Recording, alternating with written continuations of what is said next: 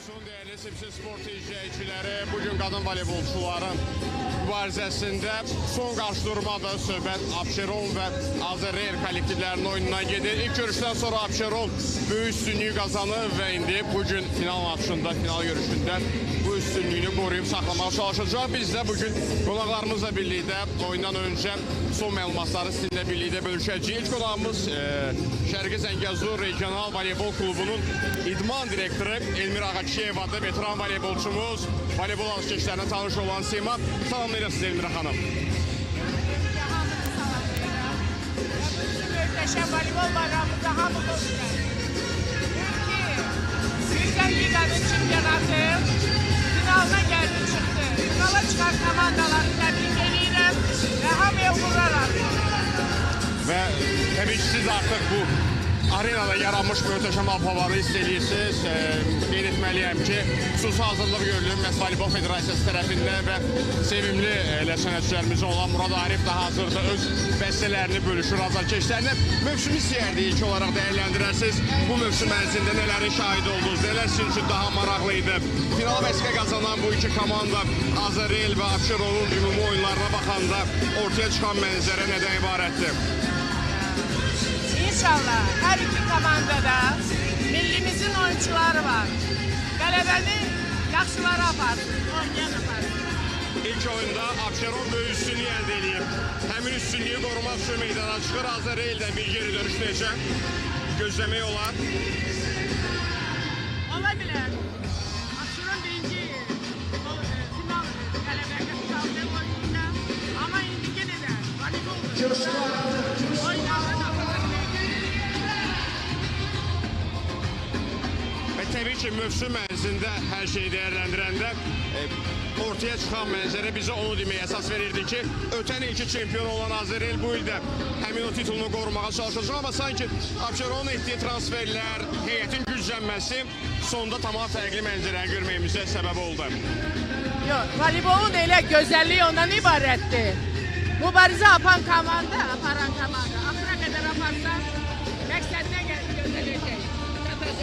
Yəqin ki, sizin də məsələ mövzuya uyğundur, çünki Şərqi Zəngəzurla bağlı deyəcəkləriniz var, əminəm buna. Bəli, mən qeyd eləmək istəyirdim ki, bu il aşağı yaş qruplarında tam başqa formatda oyunlar keçirildi.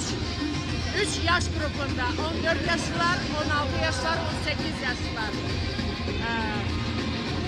Mübarizə çox gərgin gedir. Qrupalarda sevindirici halda odur ki, tək Bakı Sumqayıtdan yox, region komandaları da mübarizə aparır play-off'a çıxmaq naminə.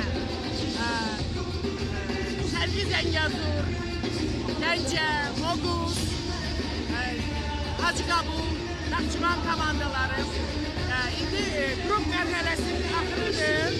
İnşallah play-off'a ən güclüləri gələcək və çox maraqlı oyunlar gözlənilir. Çox sevindirici haldır ki, regionlarda bizim rəhbərin, Voleybol Federasiyasının rəhbəri çox böyük dəstək olur voleybolun inkişafına. Biz Şərqi Zəngəzur klub komandası olaraq bir il yarımdır fəaliyyət göstəririk. Keçən il 18 komandanın içində uduzmayaraq finala qədər geridik və ancaq Azərbaycan komandası, güclü komandası finalda uduzduq və Azərbaycan ikincisi oldu. Bu il isə yaş kateqoriyalarında həm oğlanlar, həm qızlar 2 komanda qoymuşuq. Bizim əsas bazamız Sumqayıtdadır. Ona görə ki, əsas Şərqi Zəngəzurun əhalisi orada məskunlaşır. Ona görə ümid varıq ki, çox gərgin keçir. İndi qrup mərhələsi çatmaq üzərindədir. İnşallah play-off oyunları və final oyunları çox gözəl keçməlidir. AVF-nin rəhbərliyi bizim qarşımızda klub olaraq məqsəd qoyublar ki, biz yerli idmançılarımızı yetişdirək və klublara və milli komandalarımıza onları yönəldək. Biz də çalışdığımız qədər bu işləri rəayət edirik. Çox sağ olsun AVF-nin rəhbərliyi. Xüsusilə veteran voleybolçu kimi qeyd eləmək istəyirəm ki, mən beləçinə yeniyetmələrin voleyboluna diqqət, maraq görməmişəm. Xüsusilə Şahin Bagirov və digər rəhbərlərimiz uşaqların oyundan gəlirlər, izləyirlər və hər tərəfli dəstək göstərirlər. Sanki ildən ilə bu yaranmış inkişafla bağlı, çünki bəlkə 5-10 il əvvələ boylananda uşaqlarda voleybola maraq indiki ilə bir deyil. Təbii ki, bu mənada bunu xüsusi olaraq demək lazımdır. Bəli, onların oyuna gəlməyi, izləməyi və onlara hər tərəfli yardım etməklə, dəstəkləməyi uşaqlarda ruh yüksəkliyi yaradır və onlar daha da çox həvəslə məşq edirlər. Mən belə voleybola axın görməmişəm. Bu mövsüm yəqin yüksək liqada əksər oyunlara baxmışsınız, izləmişsiniz. Ötən ilki çempionatdan fərqi nə idi bu mövsümün? Keçən ilki oyunlarla fərqli budur ki, bu il oyunlar çox maraqlı keçdi. Gərgin mübarizə bizə o qədər həyəcanlar yaşatdı komandaların oyununda. Çox gözəl oyunlar getdi. Mən hələ bu yaşa çatmışam. 3 saat 15 dəqiqəlik oyun görməmişəm. Çox mürəkkəb oyunlar oldu. Çox. Sanki artıq belə olduğu halda hədəflər də böyüməlidir. Çünki azarkeşlərin, futbol, daha doğrusu voleybol ictimaiyyətinin gözləntisi belə hallarda, Avrokuboklarda artıq komandalarımızın iştirakıdır ki, bu barədə mən əminəm ki, müəyyən addımlar atılar. Mən ümidvarım ki, bu Azərbaycan Voleybol Federasiyasının rəhbərliyinin belə dəstəyi ilə inşallah Avrokuboklarda da iştirak edəcəyik. Həm də yerli komandamıza özümüzün yetirmələrimiz çoxalacaq. Sizə dərin təşəkkürümüzü bildiririk. Hər hansı bir əlavəniz varsa buyurub eləyə bilərsiniz. Çox sağ olun. Mən də voleybolun inkişafında başta AVF-nin rəhbərliyi olmaqla bütün kim bizə dəstək olursa hamıya təşəkkürümü bildirmək istəyirəm. Bir daha çox sağ olun, minnətdarıq. Qeyd edeyim ki, qonağımız Şərqi Zəngəzur Regional Voleybol Klubunun idman direktoru Elmira Ağakişiyeva idi və daha bir vacib məqamı qeyd edeyim, digər qonağımız gələnə qədər bugün Avropa Voleybol Konfederasiyasının prezidenti Roko Skriç də Bakıdadır və həm bugün, həm sabahki tarixlərdə Milli Gimnastika Arenasında təşkil olunacaq qadın və kişi voleybolçularının yüksək liqasında final oyunlarını elə bizimlə birlikdə işləyəcək. Bunu da xüsusi olaraq sindikəncə çatdırar və digər qonağımıza gəlincə isə Milli Aviasiya Komandasının baş məşqçisi Emil Evilovla birlikdə həm söhbət olacaq. Xoş gördük sizi. Hoş gününüz olsun. Mövsüm gərgin keçdi, bunu hiss elədik. Mövsüm ümumilikdə gərgin alındı. Bunu xüsusən də play-off oyunlarında hiss elədik. Hətta həmin gərginliyi bir növsə də keçmişdi. Sizlər elə birinci yarı finallardan başlayaq danışmağa. Əlbəttə, öncə mən icazə versə danışım mövsumun başından. Komandaların gücləri bir-birinə çox yaxın idi. Əlbəttə ki, çox güclü və gərgin mübarizələr getdi və bir-birindən maraqlı oyunlar getdi. Birinci yarı final oyununda Azərbaycan komandası ilə görüşdük. Birinci oyunumuzu 3-2 məğlub olduq. İkinci oyunumuzu 3-2 qalib gəldik və seti qızıl setə daşıdı. Bu, əlbəttə, çox maraqlı, gərgin və gözəl oyun keçdi burada. Amma təəssüflər olsun ki, qızıl setdə biz məğlub olduq. Amma buna baxmayaraq, ondan 3-cü yer uğrunda biz Gəncə komandası ilə görüşdük. Gəncə komandası əlbəttə o da güclü bir rəqib idi. Birinci oyunumuzu biz 3-1 hesabı ilə qalib gəldik. İkinci oyunumuzu 3-2 hesabı ilə qalib gələrək gümüş medalın sahibi olduq. Bu da bizi sevindirir, komandamızı sevindirir, rəhbərliyi sevindirir.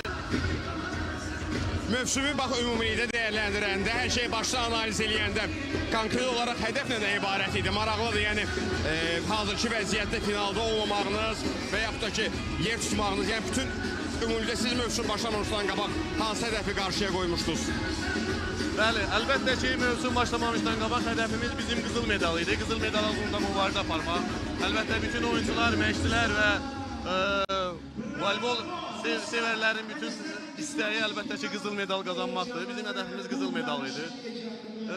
Amma bu olmadı, təəssüflər olsun ki, olmadı. Çünki biz bədbəxt hadisə yaşadıq və bizim aparıcı orta oyuncularımızdan biri zədələndi Alyanza və bu bizi biraz daha sarstı, gücümüzü biraz daha aşağı sardı. Belə ümumi danışırsaq, Abşeron komandası güclü rəqibdir. Əlbəttə onun heyəti çox güclüdür. Həm orta oyunçuları, həm ikinci oyunçuları əlbəttə ki, güclü çox rəqibdir. Bu Abşeron komandası sezonu birinci yerdə başa vurdu. Buna baxmayaraq Abşeron komandası sezon ərzində 2 dənə məğlubiyyət aldı. O 2 məğlubiyyətlər bizim komandamızdan oldu. 3-0 və 3-1 hesabı ilə. Əlbəttə biz final oynaya bilərdik. Baxmayaraq zədəli oyuncumuz var. Komandamız tam heyətdə deyil. Amma biz yenə də maksimum mübarizə apardıq, maksimum savaşdıq. Sadəcə, necə deyim, bir pillə çatmadı ki, biz finala yüksələk. Bugün finala yüksələ bilərdik, əlbəttə ki, biz burada süt eləyə bilərdik. Amma komandamı və komanda heyəti, bütün oyuncuları, stafı, hamısına ayrı-ayrı təşəkkür edirəm. Çox sağ olsunlar ki, axıra qədər maksimum mübarizə apardılar və maksimum savaşdılar. Bu məni çox sevindirdi. Əlbəttə biz onu görürdük ki, meydançada maksimum istəyirlər ki, finala yüksəlsinlər və buna da şans var idi. Amma təəssüflər olsun ki, olmadı. Əlbəttə ki, bu son deyil. Bizim indi qabaqda gələn mövsüm üçün planlarımız var. Gələn mövsüm komandamızı daha yaxşı toparlayıb və yenə mövsümdə yaxşı iştirak edib və qızıl medal uğrunda uğur qazanmağa çalışacağıq. Bax, gələn mövsümü qeyd elədiniz. Əslində vəziyyətə baxanda son illərdə biz nəyin şahidi oluruq? Daha güclü olan komandaların ən böyük problemlərdən biri heyət sabitliyinin olmamasıdır. Heyət dəyişilir, tamamilə yenidən sıfırdan qurulur və belə olduğu halda mübarizə aparmaq daha çətin olur. Bax, sizdə komandanız hazırda durum nədir? Ümumi heyət dəyişiləcək, yoxsa müəyyən toxunuşlar olunacaq? Bəli, əlbəttə ki, biz istəmirik ki, bütün komandanın heyəti dəyişilsin. Düz vurğuladınız, komanda adaptasiya olur bir-birinə. Oyuncular, çünki oyuncular çoxu başqa ölkələrdəndir, xarici ölkələrdəndir. Amerikadan, Avropadan, Rusiyadan və digər ölkələrdən gələn oyunculardır. Bunların bir-birinə adaptasiya olması da əlbəttə ki, vaxt tələb eləyir. Bunlar hansı ki 7-8 ayda bir-birinə adaptasiya oldular. Əlbəttə ki, bunları maksimum biz istəyirik ki, çalışdığımız qədər komanda heyətini maksimum düz saxlayaq. Əlbəttə ki, bəzi oyuncular var, qalmaq istəmir, yaxşı təklifləri var və başqa ölkələrə getmək istəyirlər. Ailələri ilə bağlı, evlə bağlı, evlərinə daha yaxın olmaq istəyirlər. Əlbəttə biz bu oyunculara heç nə deyə bilmərik. Amma bizim stratejiyamız belədir ki, maksimum komandanı dağıtmayıb, maksimum komandanı bir yerdə saxlamaqdır. Əlbəttə ki, biz təklifimizi veririk. Bu seçim də oyunculara qalıbdır. Əgər oyuncular hansı seçim eləsələr, biz də ondan razılaşmalıyız. Bir qədər bax, geriyə boylananda ötən illərə və bu mövsüm başlayan çempionata fərqi siz nələr gördünüz? Yəni müqayisə aparanda nələrdə fərq var idi? Siz bildiyiniz kimi mən bu sezon gəldim bura. Mən 3 il idi Türkiyədə Sultanlar Ligində işləyirdim. Hər halda izləmək fürsəti olurdu həm. Yoxsa hər halda izləmək fürsəti yəqin ki olurdu. Spor çünki oyunları yayımlayırdı hər zaman. Bəli, izləyirdim. Əlbəttə ki, YouTube-dan izləyirdim. Və yaxud da dostlarımdan soruşurdum. Scoutman dostlarımdan soruşurdum. Oyunların nəticələrinə baxırdım. Oyuncuları analiz edirdim. Oyuncuların yüzlərinə baxırdım. Əlbəttə ki. Amma bu mövsüm dediyim kimi, o bir mövsümlərə baxdığımızda demək olar ki, Güney komandasının çıxmaq şərti ilə komandaların yüzləri bir-birinə çox yaxın idi. Yəni bu da çempionat gərgin alınırdı. Bəli, çempionat çox gərgin başladı, çox ağır başladı, çox ağır keçdi və maraqlı keçdi. Bu da əlbəttə ki, bilinmirdi ki, kimin çempion olacağı və kimin finala yüksələcəyi. Amma indi biz bilirik ki, finala yüksəlib Azərel və Abşeron komandaları. Onlara uğurlar arzulayıram. Kim güclüdür, o da qalib gəlsin. Bax, mövzunu Türkiyədən açdınız, əslində sözü ora gətirmək istəyirdim. İki ölkənin hazırki voleybol durumunu müqayisə edən təbii ki, fərq çox böyükdür, amma orada bax, məsələn, bayaq Elmira xanım bildirdi ki, uşaqların voleybola olan marağı bizdə son 10 ilə nəzər yetirəndə həmin uşaqlarda, voleybol sevən uşaqlarda maraq o qədər yüksək deyildi, amma sanki son illərdə daha aşağı yaş qruplarına gələn uşaqların sayı artır. Bilmirəm, bəlkə də elə deyil, indi siz daha çox bu işin içindəsiniz. Əsas məsələ uşaq komandalarını daha güclü etməkdir yəqin ki. Bəli, əlbəttə ki, maraq çoxdur. Ümumiyyətlə, siz bildiyiniz kimi biz SSR dövründən voleybol ölkəsi kimi tanınmışıq. Yəni, voleybol sevən bir ölkə kimi və bir müddət eniş oldu. Bax, o eniş bizi çox şeydən aldı. Bir müddət eniş oldu, bəli. Amma indi çox sağ olsun rəhbərlik, federasiya və bütün bunu hamıya təşəkkür eləmək istəyirəm ki, bütün regionlarda və bütün məktəblərdə, ümumiyyətlə Bakının kəndlərində voleybola maraq həddindən artıq çox artıbdır və bu da voleybolun gələcəyinə töhfə verir.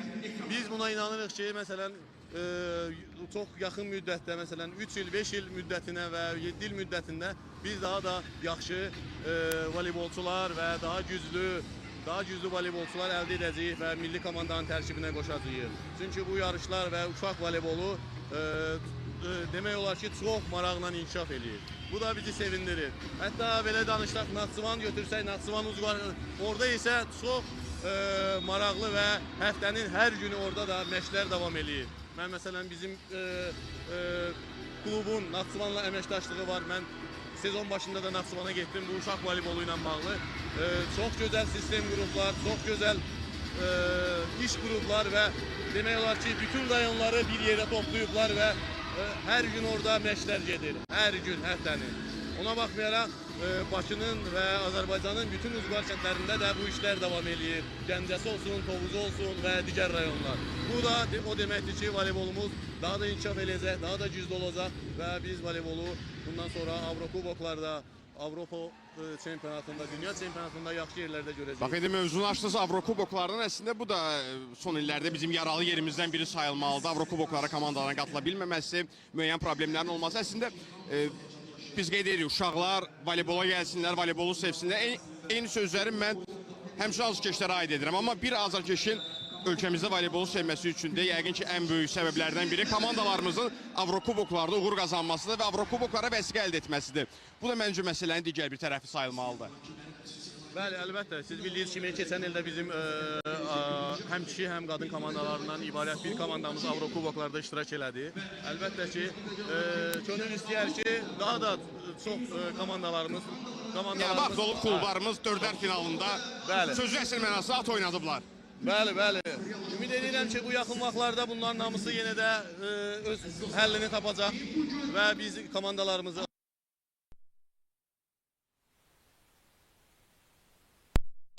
əlbəttə ki, bu bizi sevindirir. O deməkdir ki, həm tamaşaçılarımızı, bütün Azərbaycanı və bütün voleybol sevənləri sevindirir. Biz istəyirik ki, daha da çox olsun, ölkə kubokunda daha çox komandalar olsun. Bu il 6'dır, gələn il 8 olsun, o bir il 10 olsun, o bir il 12 olsun və nə qədər komanda çox olsa, bir o qədər də mübarizələr çox olacaq və bir o qədər də altyapıdan oyuncular yetişəcək. Düşünün ki, hər komandada bugün altyapıda olan oyuncular, məsələn, bizim klubda deyək ki, iki dənə məsələn cavan oyuncu var. Cavan oyuncu 2 dənə bizim klubdadır. Bu il 6 dənə komanda var. İkisi bizim klubda, ikisi digər ikisiyer. Bu neçə eləyir? 12 oyuncu eləyir. Gələn il klublarımızın sayı çox olacaq. Gələn il bu sayı 14 olacaq. O birisi il 18 olacaq və 20 olacaq. Bu o deməkdir ki, inkişafımız daha da yuxarı gedəcək. Yəni mənim düşüncəm budur. Yavaş-yavaş verilişin sonlarına doğru yaxınlaşırıq. İstəyərdim indi biraz bugünkü komandalar barədə danışaq. Azərreyl və Abşeron ilk oyunu izləmişsiniz, yəqin ki. Böyük üstünlüyü əldə etməsi Abşeronun sizdə təəccüb doğurdu, belə böyük üstünlüyü əldə etməsi Abşeronun. Əlbəttə, Abşeron indi bu dəqiqə üstün komandadır, çünki bu birinci görüşü 3-0 hesabı ilə qalib gəlibdir. Amma bu o demək deyil ki, hər şey Azərreyl üçün bitibdir, əlbəttə ki. Yəni, bunlar da maksimum mübarizə aparıb, yaxşı oynaya bilərlər. Abşeron komandası birinci oyunda çox yaxşı oynadı, həm servisdə çox yaxşı servis atdı, həm də blok müdafiədə çox yaxşı oyun sərgilədi. Əlbəttə ki, Azərreyl komandasını üstələdi. Birinci oyunun nəticəsini və birinci oyunun gücünü və birinci oyunun performansını bugün də göstərə bilsələr, əlbəttə Abşeron komandası qalib gələcək. Əlbəttə ki, onlar da maksimum Azərreyl komandası hazırlaşdı. Azərreyl komandası da tutulmaq istəmir. Hansı ki, səhvlərini gördü, səhvlərini analiz elədi. İndi o səhvlərin birinci oyundakı kimi yaşamaması üçün maksimum mübarizə aparacaqlar. Mən düşünürəm, maraqlı bir oyun olacaq. Qızıl set izləyə bilərik. Təbii ki, Azərreyldən asılıdır. 3-0'lıq və yaxud 3-1'lik qələbə oyunu qızıl setə apara bilər. Bu ehtimal necə? Bəli, mən həmişə deyirəm, mən iclas aparanda da komandama deyirdim ki, şans həmişə var. Şans həmişə var. Yəni, şans yoxdur deyil. Yəni, şans həmişə var, o da bizim əlimizdədir. Şansı da biz əlimizdədir. Biz maksimum ürəyimizi, maksimum gücümüzü, maksimum bütün enerjimizi meydançada sərf eləsək, əlbəttə şansımız hər zaman var. İndi təbii ki, qalır hər iki komandanın göstərəcəyi performansa. Son olaraq təbii ki, sizin gözləntiləriniz, öz şəxsi fikirləriniz necə düşünürsünüz? Yəni Abşeron qoruyacaq yoxsa yox bu üstünlüyü? Maraqlıdır. Əlbəttə, mən düşünürəm ki, Azarel üçün çətin olacaq. Azarel üçün çox çətin olacaq düşünürəm, amma bu Azarel üçün məğlub olmaq demək deyil yəni. Amma mən düşünürəm ki, Azarel üçün çətin olacaq. Çünki birinci şansı əldə edibdi Abşeron komandası 1-0 qalib başlayıbdı. Amma yenə də hər şey bitməyib. Yəni bizim oyunumuza baxsan Azarel komandası bizi 3 tutdu. İkinci oyun biz Azarel komandasına 3-2 qalib gəldik yarı finalda, qızıl setdə məğlub olduq. Bir daha sizə dərin təşəkkürümü bildirirəm. Mən təşəkkür edirəm. Və həm sizi öz karyeranızda, həmçinin təbii məşqçi karyeranızda, həmçinin komandanızda uğurlar arzulayıram. Növbəti mövsümlərdə mütləq görüşəcəyik. Çox sağ olun, təşəkkür edirəm. Qeyd edeyim ki, final maçı bir qədər sonra start götürəcək. Abşeron və Azərreyl komandaları üz-üzə gəlirlər. İlk görüşdə Abşeron böyük üstünlüyü qazanıb 3-0 hesabı ilə. İndi Azərreylin bu üstünlüyü əritməsi lazım. 3-0'lıq və yaxud 3-1'lik qələbə oyunu qızıl setə apara bilər. Geri dönüş olacaq ya yox? Bax, bütün bu sualların cavabına bir qədər sonra Sipsi Sportun canlı yayımında aydınlıq gələcək. Həmkarım Ramiz Mirzadə şərtli olacaq. Final oyunundan sonra isə artıq biz elə bax, burada flash müsahibələrdən oyuncuların fikirlərini öyrənəcəyi oyundan bağlı. Hələlik sizinlə sağollaşıram, amma kanalı dəyişmirsiniz. Mütləq şəkildə final maçına birlikdə köçənərik. Hələlik.